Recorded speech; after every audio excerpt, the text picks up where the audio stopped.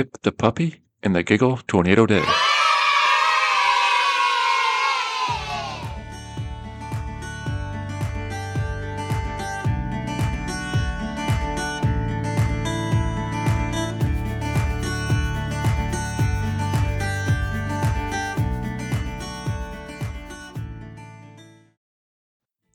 In the cheerful town of Willowbrook lived a tiny golden puppy named Pip. Pip wasn't just energetic, he was wiggle-powered rocket.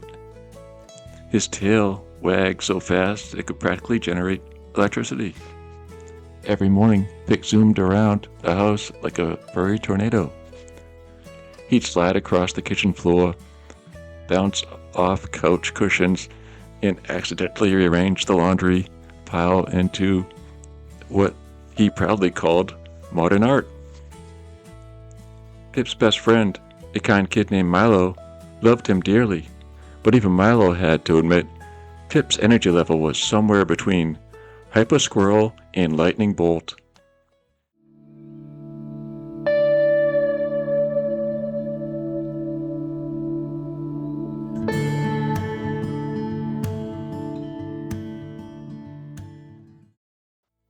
One Sunday morning, Milo opened the back door and Pip blasted outside like a confetti cannon.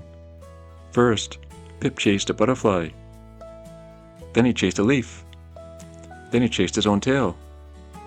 Then he chased the idea of chasing something.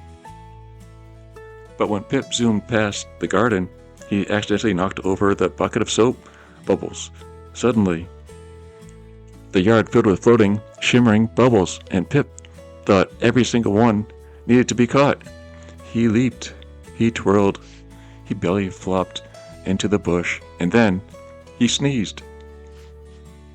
That sneeze was so powerful, it sent the bubbles flying everywhere, including onto Mrs. Maple's laundry line next door. Her clean sheets now sparkled with rainbow suds. "Oh dear," Milo whispered. "Oh fun," Pip barked.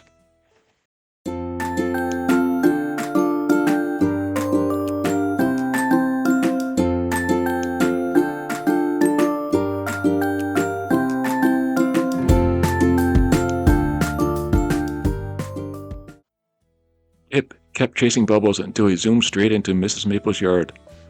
He skidded under the laundry line, rolled through the flower bed, and popped out wearing a pair of her socks like floppy ear warmers. Mrs. Maple gasped. Pip froze. The socks drooped. Milo facepalmed. "Pip," Milo called. "You have to slow down." But Pip didn't slow down. Instead, he spotted a giant bubble drifting toward the street, the biggest bubble he had ever seen. He had to catch it. He sprinted, he leaped, he missed, and he landed in a recycling bin with a triumphant woof.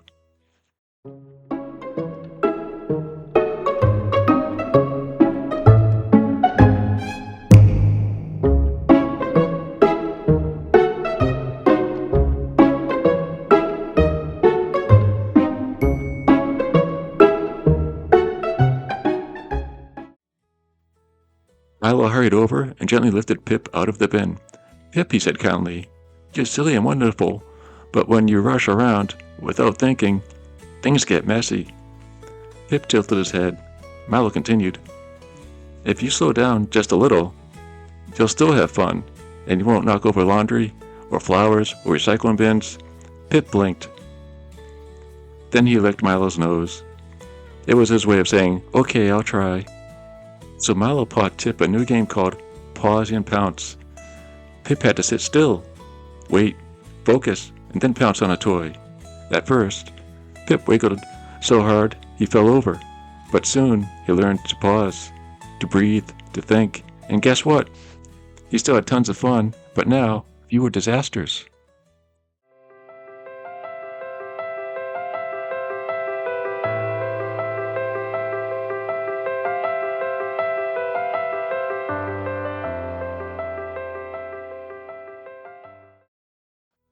Later that day, Pip returned to Mrs. Maple's yard with Milo. Pip sat politely, tail wagging softly, and dropped the socks at her feet. Mrs. Maple smiled. "Well, aren't you a good boy?" Pip beamed. Milo helped clean up the Bubbles mess, and Mrs. Maple rewarded Pip with a biscuit shaped like a tiny bone. Pip didn't zoom, he didn't leap, he didn't knock anything over. He simply took the biscuit, sat down, and enjoyed it. Well, mostly. He did sneeze again, but this time only one bubble floated away. Everyone laughed. And Pip learned that slowing down doesn't stop the fun, it just keeps the fun from turning into chaos.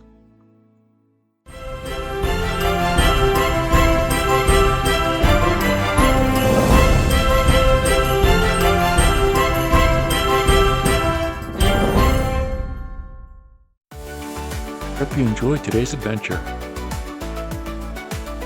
Thank you for watching.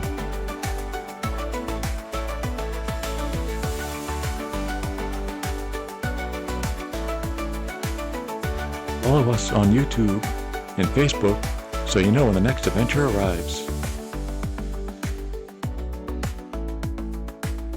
Good night.